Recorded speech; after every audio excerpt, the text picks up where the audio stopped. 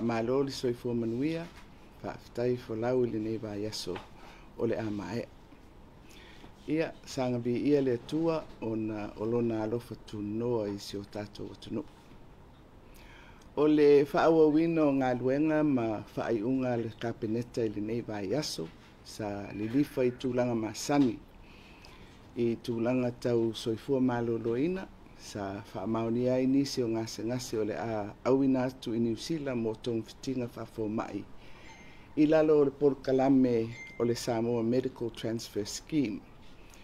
Sa lauliliuina li poti mai tutino ese ale malo e au fiai li poti whaletausaga o tali ale malo i mata upulanga mai le komiti o tupe ale palemeni. Ia mali poti o whonutanga sa awa i eisui o mtanga aluenga ese i atunu i fafo e whapea foi i le whaamaonia o whonutanga wha ale malo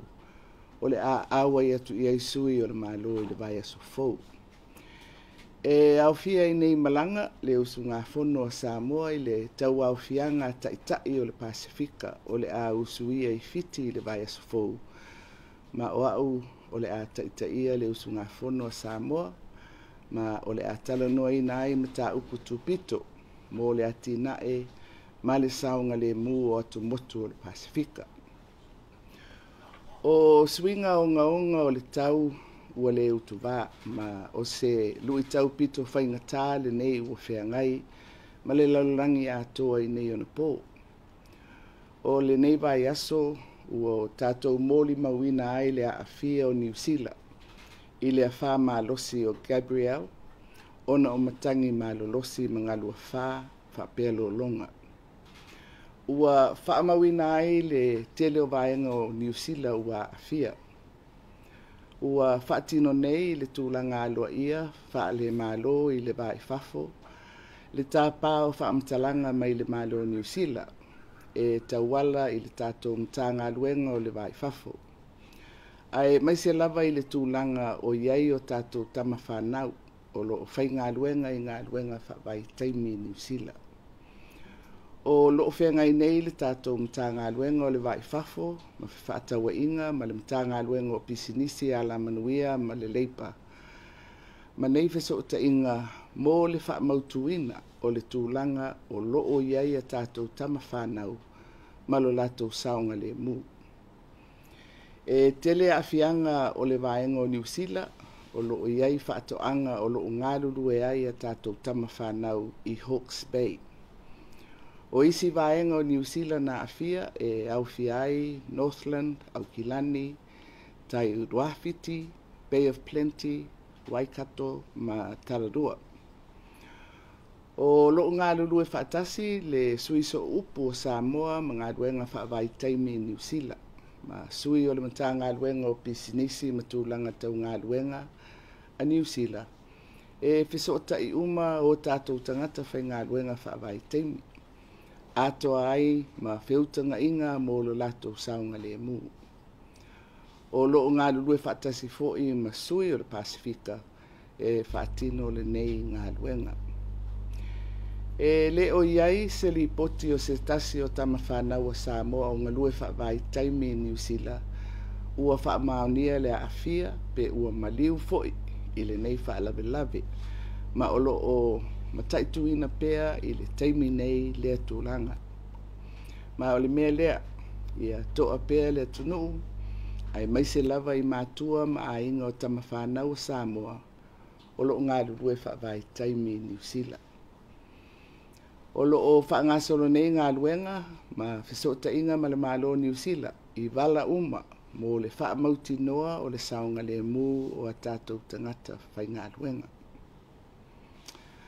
Ua whaamaunia fo i le kapeneta i le nei vai aso, le whaangasolonga o tāpenanga mo le tali malo ai a Samoa i le fonotele,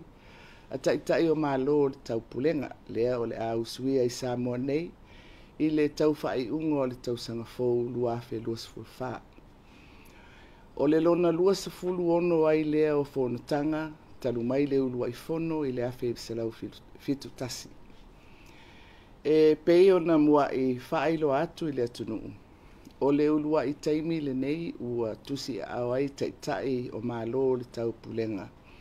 E usui ai Samoa nei le nei fonotele, ma o le taimi mua fo I lea. O le a usui ai le nei tau au fianga I le Pasifika, ma tali malo ai se atu motu la ititi. E 5 atu nu, o loo I le li o malo le tau pulenga. Ma o le fono mua le nei ala na mai estete, le fionga I le tupu o Peritania sa lesa le tolu, ma o ia o le whaatumtumunga o le lio o malo le tau pulenga. Ua mai ale asia singa mua na malanga ai mai ai ia sui o le ofisa o malo le tau pulenga a Peritania, Commonwealth Secretariat, ia November o le tausanga ni te nei. Sa asia ai le tatou malai vaalele, fale o loo whaamoemoe, whaatino ai le whonatanga. Whapea ia whiutanga inga na whaia I le whausia o se au po o le sini o le whono. Sa maitawina le whaamalieina o le asia singa I tūlanga o loo iai le tatou malai vaalele whaavao malo, ma tatou fale ua fuafua mo le whonatanga. Ua whaamaonia le whaangasoloina o ngā luenga a le komiti o tāpenanga mo lea whonatanga. O le nei komiti e ngafa ma le mautuina o vaenga tau le puipuinga ma le saunga le mu o taitai o malo ma lato usu ngā whono o le a auai mai. E whaapea foi I le whaamautuina o nofuanga o apitanga, whemalanga inga, tāpenanga o le ano fale o le whono, ma tūlanga tau aloa o whesota inga, ma le tuuina o whaamatalanga, o au nanga whaare soifua maloloina, le vaenga tau tupe, ato ai ma le tali atu ini whaalavelave whaafuasei. O balata ua uma nei o le tātou tāpenanga, ma o le ai se vaenga whaapitoa e whaatuina I tutonu o le mta ngā luenga o le vai whafo, ma fe whaataua inga, e whea ngai ma le turi loa ina o nei ngā luenga uma. O le komiti ua whaatuina nei e au fia ato ai tu tino o le malo, mai whapea foi o na mo umia ai, le whesosoani a le vaenga tū ma oti ma pitinisi, wa tātou wafio anga ma la alafanga. E pei foi o na tātou tali malo ai I whonutanga te tele, sa usuia I Samoa nei, e pei o le fono a malo la iti le lalulangi I le lua fesfulu wha. Samoa e mātou te talitonu, e maupopo, ma mapo a tātou tāpenanga uma, mō le nei wha moe, ina uo tātou ngā lurue whatasi ma le whe oe ha. Ai tātou te whalangolango, ma whatuatua pēr I le atua, e au mai tātou te mawhai ai mea uma, e ala I le taitainga alona nganga paia. Ia, tātou te tālo pēr ma le whatuatua, e le tuulafua ina tātou e le atua. Ia manuia lau tāpua inga Samoa, ia malutia pēr si o tātou atunu, ia awalofa o le whaolo Iesu Kiriso. Good afternoon, Samoa. Cabinet, at its meeting this week, considered and subsequently approved a number of submissions for medical treatments in New Zealand under the Samoa Medical Transfer Scheme. Considered annual reports, government responses to important matters raised by the Parliamentary Public Accounts Committee, as well as reports on official travels were considered and endorsed. Further official travels were approved this week, including Samoa's delegation to the Pacific Island Forum Leaders Retreat to be held in Fiji next week. I will lead Samoa's delegation. Matters central to the development and well-being and security of the region will be discussed. Following the impacts of Tropical Cyclone Gabrielle across New Zealand earlier this week, the Government of Samoa, through the Ministry of Foreign Affairs and Trade and the Ministry of Commerce, Industry and Labour, continues to monitor the situation with emphasis on the safety and well-being of recognized seasonal employer workers from Samoa. The region heavily impacted by Tropical Cyclone Gabrielle, with a significant number of seasonal workers from Samoa, is Hawke's Bay, where a local state of emergency has been declared together with other regions such as Northland, Auckland, Tairawhiti, Bay of Plenty, Waikato, and Tararua districts. Reports from Samoa's designated liaison officer in New Zealand, in liaison with the New Zealand Ministry of Business, Innovation and Employment, confirmed that support and coordinated efforts from various agencies, local iwi marae, and especially the Pacific community, has been overwhelming in ensuring RSE workers from Samoa and from the Pacific were safely evacuated and moved to nearby relief centers. The RSE workers are confirmed to have now access to warm beds and accommodation, food and water supplies. So far, there are no confirmed reports of death of any of our Samoan seasonal workers. Considerable efforts and discussions have begun on how to best support affected workers in the context of the wider New Zealand recovery. We urge our country, especially the families of the Samoan seasonal workers in New Zealand, to remain calm as the government is working closely with the Government of New Zealand to ensure the safety and well-being of our RSE workers. Cabinet also approved this week the progress of our national preparations to host the 26th Commonwealth Heads of Government meeting, CHOGM, in Apia next year, 2024. As announced earlier, this is the first time the CHOGM will be hosted in the Pacific and by a small island state. The CHOGM comprises 56 member countries from across Africa, Asia, Caribbean, and the Pacific. This is the first meeting under the leadership of the new head of the Commonwealth family, His Majesty the King of England, Charles III. A senior delegation from the Commonwealth Secretariat visited Samoa in November last year to look at potential venues for the meeting, the airport, and to commence discussions with relevant government ministries on the preparations and on the formulation of a theme for the meeting. The outcomes of the visit were positive, signaling a good start to our preparations. A preparations committee has been set up to lead and coordinate all preparations for CHOGM 2024. This committee will ensure our preparations for the security of the leaders and their delegations while in Samoa. Venues, accommodations, airports, ensuring protocols are observed, transport and infrastructure, program and managing official ceremonies, health, finance, and emergency responses coordination. These are imperative facets of our national preparations toward a successful hosting. A special unit will be established in the Ministry of Foreign Affairs and Trade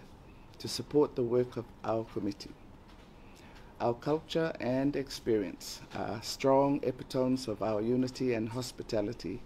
that our country is known for.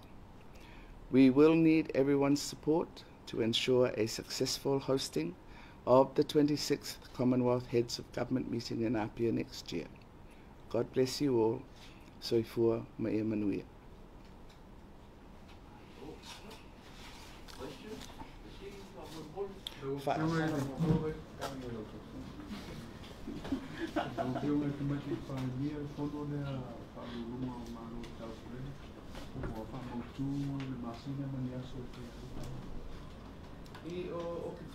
O le ua ai ati ai masalopo le o ngā titono o kitopa. Sa fuafua fo i isi fonatanga ono fo i lea malanga i taitai. Ia, pe o le fono tele fo i lea masani na usu i New York, malo au fatasi. Ma le la ua tonu wai. Pito tale whea ngai al taimi lea. Lau whionga whakamole o le tūlanga le ai no le wā Before na isa po ito lang ulo yung tama ka na wala ulo na naliwe sa ganyan yung sila. Setasyon ni poti ka mo mo na kaya nga setasyon malangan ka kaya ule wala o lewa may se otuwa nga may luntangan may nga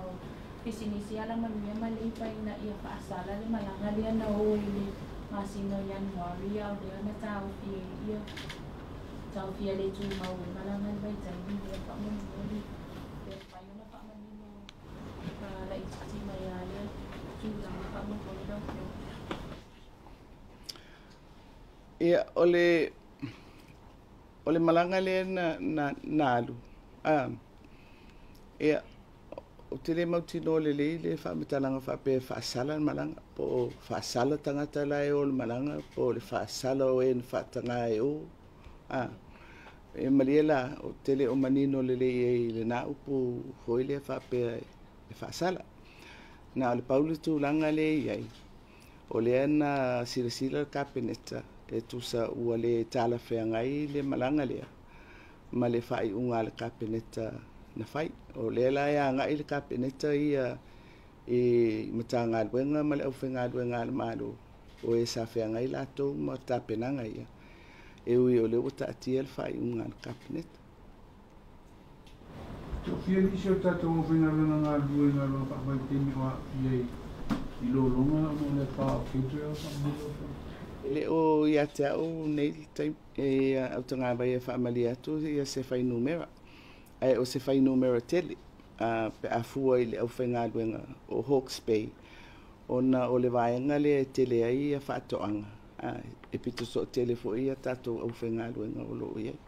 masalo po se vai meo le onus fulu i vasu fulu pe afua i le matou malanga le sa matou o il tausanga le la taulia wa o Palemia ina fatoanga ia sanga lulu ai ia o wa o le fafsiri na le la ia nei foi le wa faina ia fatoanga ma fua fatoanga ia lo no winga o le se nga luenga o lo ia mai e le fa pe e fai atu tatou le fai unga ona e pe ono to sila fia o tatou tangata whainga luenga ua fa kon kalate mai ona nga luenga ia o te manatu e ngafa mai latou e ona ngā luenga awa ale aini ngā luenga ia o le toe whafoi mai ia po le sa ili o nisi ngā luenga e whao ngā ia tangata whai ngā luenga ai o le la ele o manino mai le tūlanga le nā le taimili ni e tatou ngase lo whiunga le ua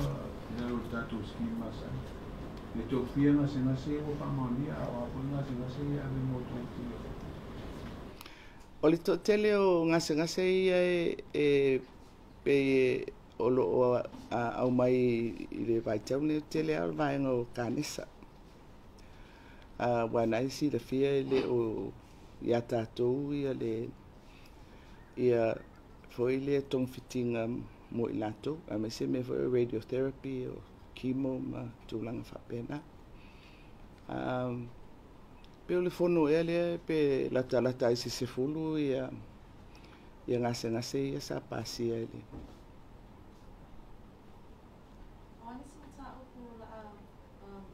if e la ngai sa mo le fontanga le tsa i o le Pasifika le fai la sfo pa mo le na fio ia awa le fono le pe se fono le ta mai le upfa petani vo le retreat ia pe o se fono tanga e te tala ma la tele ma le sa vala au mai vo le officer o le forum e tu inatu ni mata upo fialanga e ala mata upo masani lava ia pe o memo mo le fa mau poponga lava o le tutino ia o le tulangi pe la tamai le sa malanga ile te fono le Palemia o fiti i Kilipati e toe fa mau popo mai ia le na sui o le tatou tulangi o le ua ave ia le tatou sanga i fiatalanoina ia galuega ia faavaitaimi ia ma le itu foʻi tau ai e New Zealand ma Australia ina ia mawhaina faise faatalatalanoaga foi lea falau i tele e mawhai ai na faise faasoa e fai o manaʻoga o o Australia ma New Zealand tangata whaingaluenga ia matatou fo I o loo fia maua ngaluenga. Ai le mawhai o na tuu ai. Wa amata o na tele ia fianga o tātou fo ia mai se iang il tūlanga tau ngaluenga ma le atinai. Ona ua te tala atu ia le awanua mo tangata whaingaluenga lo na o tangata fo ile unemployed po tangata ili whaingaluenga pe na amata ile po kalame nei le wa amata na malanga ia tangata o lo whaingaluenga I tono malo tangata o lo ngadurue I pisinisi o te leo le vaenga le tūlanga fo ile o tangata tawhau mai whalitari malo ma pisinisi ia o ia e tūlanga uma fo ile a whapea o le malu fo ile o taitai o le Pasifika ma le ile a vanoa I lalo le forum manatu o se a vanoa le leile o ile e whaasoa ai ia taitai I mea lo tūlai mai ele na o tātou o lo tupu ai le tūranga lea o mori mauina mai fo I e fiti o tala noa ina mai fo I e taitai o Vanuatu ia ua pe o atunu titele ia e wha o tātou o fiti o Vanuatu o Solomona ia ma tau whio lolo mai tonga ai pe o le to whaale e pito to tele ia le whainu mea ia olo ia I fo I lava ia fuafuanga tu mamao ale tūlangi o man whatatia mai o awano fo I e mwhaina tūri lo ai le wha tino ina o nisi o fuafuanga olo o I lalo o le nā tape nanga o mai e on whai e whai unga taitai o Pacific. O le fono lea na tātou tari maro tātou le tino mo te Pacific le fono lea komua. O le tātou ofo le o talia le o tātou tari maro. Ia se la vole le se tupe atua e tari maro I tātou e pāwai tupe pe inse le ne mai le secretary le komua sosoni na tūmui tari. Ia awa o le malanga mai ia e ngafa lava ma tunu o le usufono mai ia o tapenanga e tātou pe e atangia mai I le whatati o tātou ngaruenga ia e o tapenanga o nofuanga o fono whamauti loa ia pitanga ia o te loa lava e peifo o tātou fono le ana whai le lua festival whai fono a tumotu laiti o ilea e mea tau ave tātou ai maua mai fo sosoan pe o venue so fono ma tūlanga whapena ai e whiololo lava ia le tapenanga e te tauna ona whai e tātou e le mwhai ona o atu le taimi le nei e le whaatūlanga o le whatoa whai le komiti o tapenanga o le sila ngā luenga na komiti o tapenanga e pu e mai se ata whaataitai o le ase se tūtino fo ele whaseleni e tau ona tapena iai ia mamata I tuina fo ia sao ese masani ona maua mai I tapenanga o whonutanga whapea ia o le si ai tu fo ile pe mai tawina e fia ia tunu e tali malo I whonutitele po fo ile o tamiusanga o tālunga ia o le me fo ile o tupe maua pe le o le malo o tupe maua I whalitari malo o nanga ese ia matulanga whapena